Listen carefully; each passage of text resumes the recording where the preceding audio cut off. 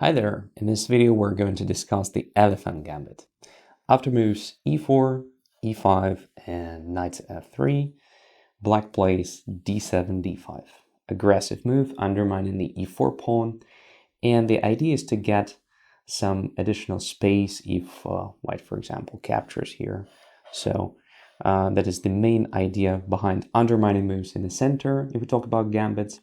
So what to do here with white? There are two options, two normal options: to take the pawn on d5 and to take the pawn on e5. And at first glance, it looks like e takes d5 is not very logical because it gives black exactly what he wants. So let's have a look at what happens if white captures on e5. In this case, I believe black gets very display after bishop to d6, attacking the knight. And if the knight goes away, black captures on e4. The same happens if white supports the knight with the d4, so pawn captures on e4. And after white's knight to c3, for example, attacking the pawn on e4, black has various options, but one of the most convincing, in my opinion, is just to take the knight here. So after d captures e5, black captures the queen. The game enters the queenless middle game. So if white recaptures with the knight, then e4 is not attacked and black can start the attack against e5 first. So king captures d1 looks a bit more logical. Now at very first glance, black has a problem with protecting e4, but black can solve it with the move bishop to f5. So why was it a problem? Because seems like white has also another threat, which is to attack c7, which is abandoned after the exchange of queens. So white may try knight to d5, and at very first glance it looks super dangerous for black, because seemingly knight to a6 is not possible protecting the pawn, and if black protects the pawn with the king, then there is a tempo attack with bishop g5 if king is on d8, or just a rapid development with the subsequent attack against the king in the center. But appears that black can try knight to a6 anyway, because after bishop captures on a6, black has castling long. And that's the justification of the previous moves, I would say. So knight is hanging, bishop is hanging, white has to decide what to do.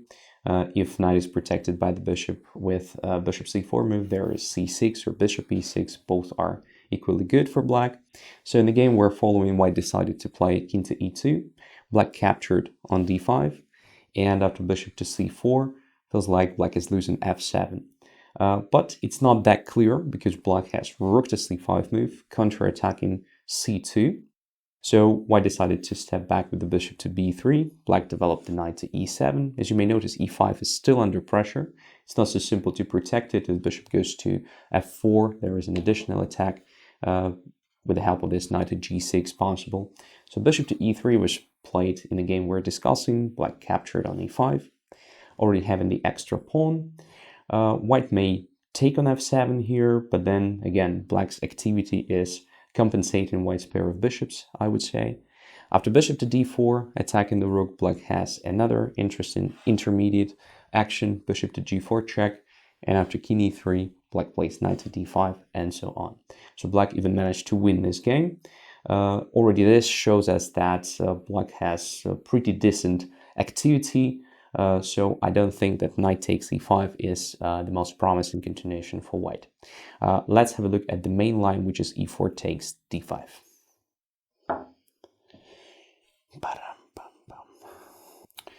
So in this position, white captures on d5.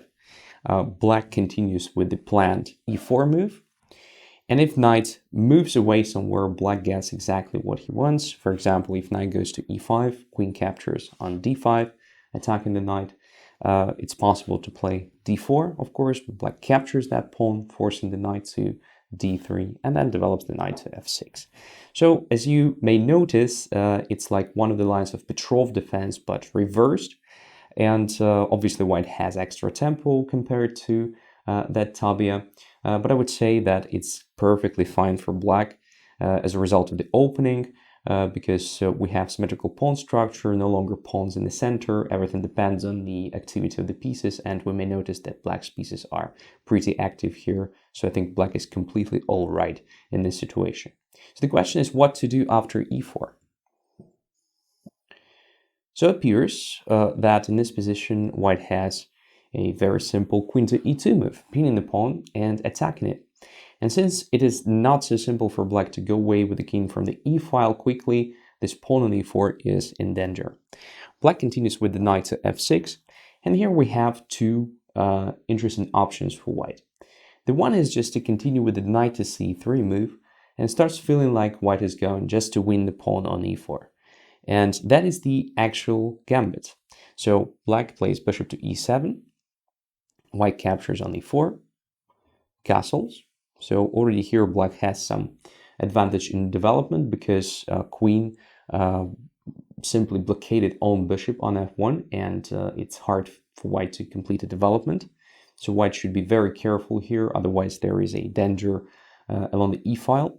So normally white responds with the d3, black captures the pawn on d5, so white is having extra material here, extra pawn, and has to complete a development which takes time. For example, queen goes to d1, then knight to c6, bishop goes to e2, bishop goes to f5. So as you can see, the difference between white and black here is that black is developing his pieces on active positions while white has to be pretty passive at the moment. Castles, then queen to d7, preparing the centralization of the rooks, bishop d2, rook to e8, c3, rook to d8, queen to c2, and, for example, knight to f6, fighting with white's best piece at the moment, the centralized knight on e4. So, objectively speaking, long-term white should be better here because of the extra pawn, and as you can see, white doesn't have big weaknesses in his position. So, with the accurate play, white should get the edge, but the key here is the accurate play. It's easier to play this position with black because, black's pieces are active, and what you have to do is just to create threats, while white has to calculate the lines and make very concrete decisions. So I would say that this line is all right for white, and we're, by the way, here following the example from the game of Cezanne against Vacher-Lagrave. So sometimes this opening happens at the very top. Well, if you like maneuvering, then you can choose this as white. Also, if you're not against having the long-term compensation for a pawn in the form of the activity of your pieces, you can play it with black. So question of taste mainly.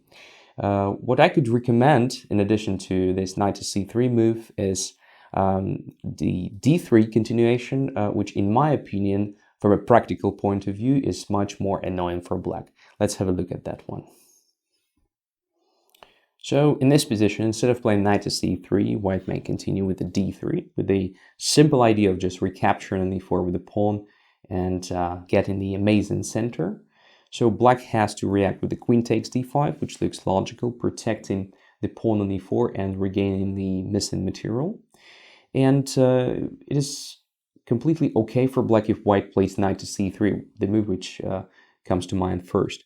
Because in this particular case, black has this bishop b4, pinning the knight, and after, say, bishop to d2, bishop captures the knight, bishop recaptures, and castling, pawn e4 is no longer pinned, so the knight is under attack, and if white captures here on e4, then black takes with the knight.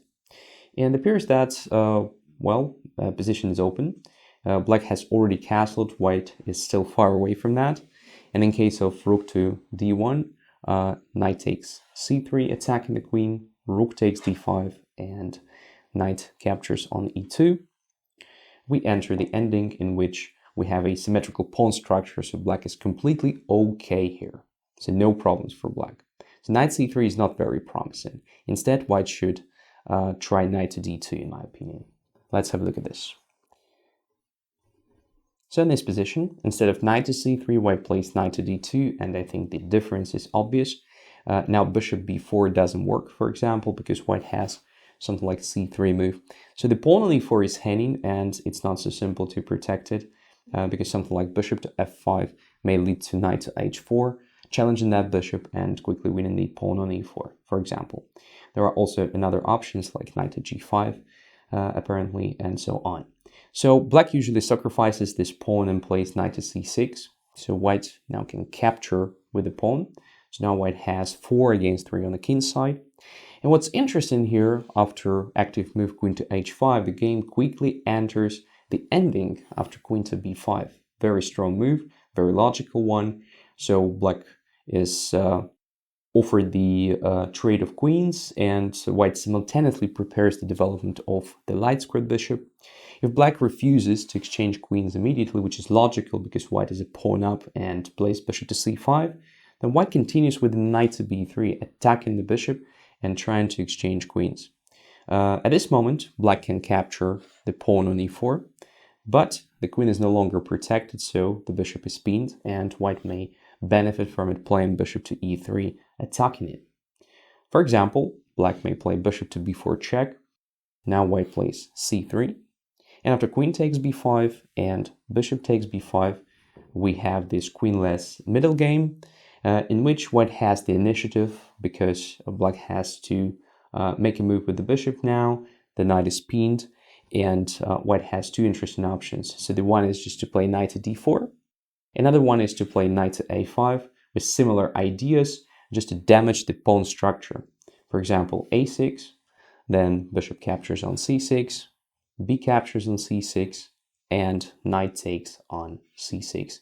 So you may ask why black actually sacrificed the material here. Well, basically after knight to a5, it was not so simple to protect c6.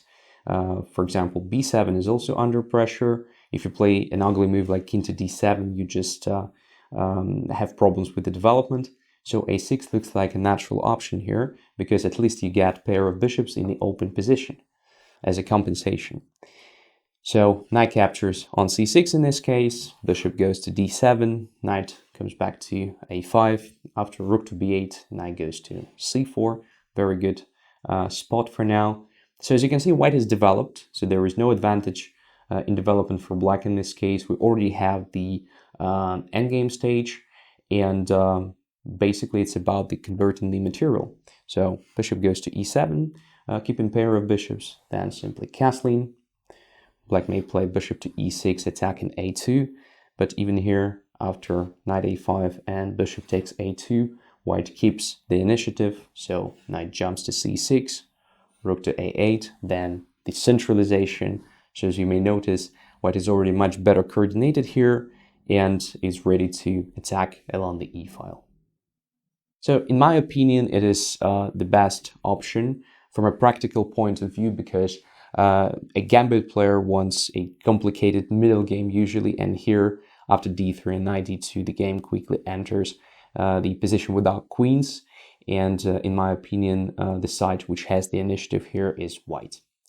So interesting gambit, consider playing it against not so well prepared players with black, and as white, as you can see, you have 2 options to either play knight c3 and give black this slightly more active position in the center, but keeping the extra pawn, or this d3, knight d2 entering the ending, in which you're ready to sacrifice the pawn back, but get a well-centralized position with the annoying pressure.